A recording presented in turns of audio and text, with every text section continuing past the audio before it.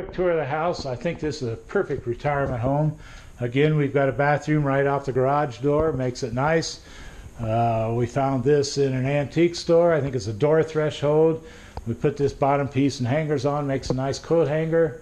Very nice. My mom's Last Supper picture, Leonardo da Vinci, I believe, was the original painter. Probably other painters did it too, but it's a nice touch, and pictures like that make you think too.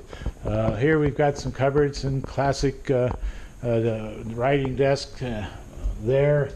Here's the guest bedroom. Very nice. Again, I think if you're planning a home, a nice closet in here for your guests, nice dressers. This is a nice room to design into your house. The sunroom is where my wife does her crafts and her arts and ironing and sewing. Very good light coming in here. Oh, the windows. I want to talk about the windows too. These are good windows in here. They were replaced a few years ago because the original, when they built the house, wasn't too good, but so Mom put new windows in here. Now we have windows in the bathroom and the bedrooms, and over here on this guest bedroom that we weren't quite happy with because the sills around them was getting moisture and you could see discoloration. So we met this guy at the county fair, and they were putting a promotion on, and he had a salesman come out and he showed us a meter that would read the convection, I believe that's the word, of the heat transfer through the windows. A regular average window that most people buy, the meter will read around 7, 8, 9 in most houses. He tested these good windows that Mom had put in. The meter read 4. The lower the number, the better. Now he read 4, and then he took his window out of his display packet that he had, and that meter read 1. And so these were extremely quality windows he had. And he says, "You don't quite believe that, do you?" And I said, "No." So he took a heat lamp out, and he put a heat lamp on the other side of these windows, and I felt and I could feel the heat come through. And he took that heat lamp to his window. I could not feel any heat come through at all. So it wasn't a scam, and I believed his meter readings. And so you can buy premium windows. And again, you're going to pay probably $200 more per window for that window than you are going to on these premium windows. Seeing how when you're going to spend money, spend it and try to get value. So we went the extra $200 per window and had 5 windows put in. So windows are up and down all over the place. What you spend is up to you, but I do know if you're going to do something, do it right. Here's one of their windows, easy in and out cleaning, very nice finish to it. We found one little flaw in one window. They came back and stood behind it and did excellent caulking around the outside. I asked them to do a little bit better back there, and because I'm kind of a perfectionist, but what you buy for your house is pretty unique. Now, this window, Mom wanted outside light into her washer and dryer room here, so she put a window in here. My wife prefers not to have the window, and we found a nice oil painting at Goodwill for, I don't know, $10, and it's a beautiful little piece that fit nice in that window. And I'm going to look up that author that painter sometime and see if he's got a history. It's a nice pretty picture, and we sealed it off, and she put curtains in here. But here you got cupboards in this room. The design of this house again is something that you may want to look at for floor plans for your future house that you're building for retirement. Very nice. On the same floor, washer and dryer, ironing board in my wife's crafts room here. Very good light back here, a nice ceiling fan. So you kind of look at the layout of these. Here was a utility, not a utility closet then, just a canned goods closet and storage place. And we took all the canned goods out in the shelves, and we put this geothermal split system in. Very good design, centrally located in the house for for ductwork and everything. Think about that design. Here's the living room. It's got a peaked ceiling in it. The big TV makes it easy for me to read without glasses when I sit on the couch. Otherwise, I have to put my glasses on. So I spent a few extra bucks on the TV. Again, let's take you around for the tour. Nice big bathroom for my wife. I don't come in here very often because I feel like I'm off limits here, because this is so nice in here that a real man shouldn't be in here. But here's a linen closet for things that's nice in the design of the house. The bedroom here is nicely designed. Again, we got new windows here facing the weather north or coming from the northwest. A nice sized closet in here. We didn't make anything super neat. We just want to show you the functionality of things here. That is a nicely designed closet in there. Nice walk-in. This house, if you take the sunroom and you take my office here, you can actually make 2 more bedrooms into this small house where you have 4 bedrooms.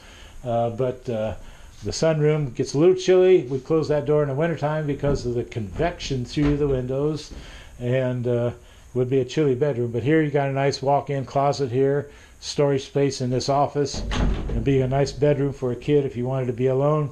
Also want to point out, every home should have a computer, a laptop, strictly for Sudoku, Spider Solitaire, Free Cell Solitaire. I spent hours in here wasting my time playing solitaire, and on top of that you can Google things. If you have an interest in something, find them. Every home should have a laptop.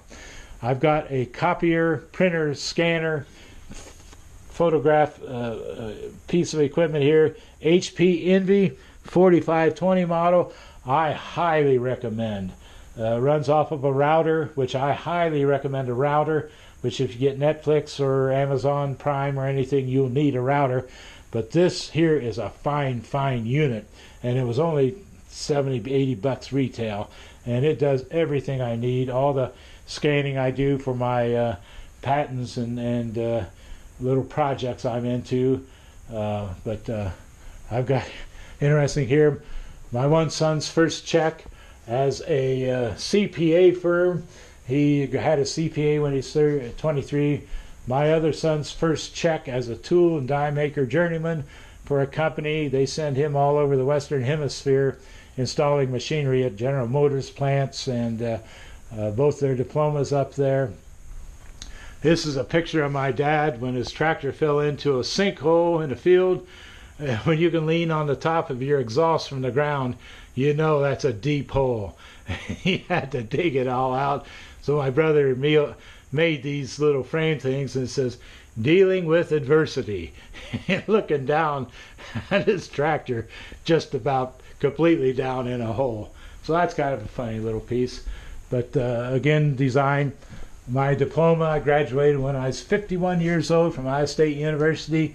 Fisher School of Business, accounting degree, magna cum laude. Everybody says I was a slow learner. That's why I graduated 51 years old. My wife is well read in the classics, and when we go to our European trips, she pretty well chimes in with the things that she's read over the years, quietly along with the tour guides, and lets me know this and that. You can see the living room's nice. We put hardwood floors in. Used to have carpeting everywhere, that pink carpet remnants you see in the garage. Not much for pink carpet, so we tore it all out. And the laminated floorings looks like the real deal and cleans super easy, especially with our dog, that you sweep up things very easily. He's got a couple of sleeping pillows here on the floor, you'll see. But now the kitchen and the counter. We have a formal dining room when we want to eat formally with guests. Back here in the sunroom, which is really nice. Our guests enjoy the view while they have dinner. But about 100% of the time we eat at this counter here and watch TV like everybody does. And the kitchen layout is simple, compact, but yet room for everything. So when you design your house, think about this a little bit. While I'm talking a little bit, just flashed in my mind something about the railroad. We're lucky enough to live far enough away, it doesn't bother us, but I like to see locomotives in the old days, and I actually rode on the 611 that's in Norfolk, Virginia now with my sons when they were younger, an old passenger trip from Columbus to Put-in-Bay on Lake Erie, and very beautiful ride. Open air cars. You had to wear goggles to keep the cinders out of your eyes. Just an excellent experience. But the trains down here, I watch them all the time, and I noticed in '05, '04 they were getting smaller and smaller. And so I pulled all of my stocks out of my IRAs and opened up a cash account at Ameritrade. And because it looked like something was up in the economy with them trains getting smaller and smaller.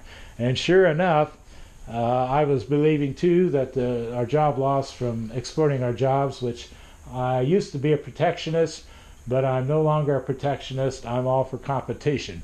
And that decreases prices for everybody. And protectionism is eventually going to eat you up one way or another. Tariffs are going to eat you up one way or another. Free trade, I believe, is the only way to go economically. I had some good economics professors at Ohio State. Very good conversations with them. But getting back to the trains, notice they were getting smaller and smaller. So I started, got my IRAs out of the stock market and put them in a cash account at Ameritrade.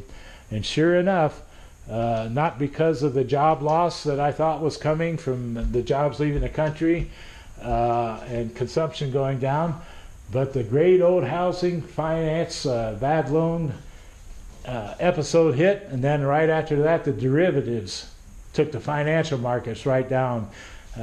Wall Street went right down to 6,000. Well, guess who was ready to jump back in? Ford stock was $1 a share.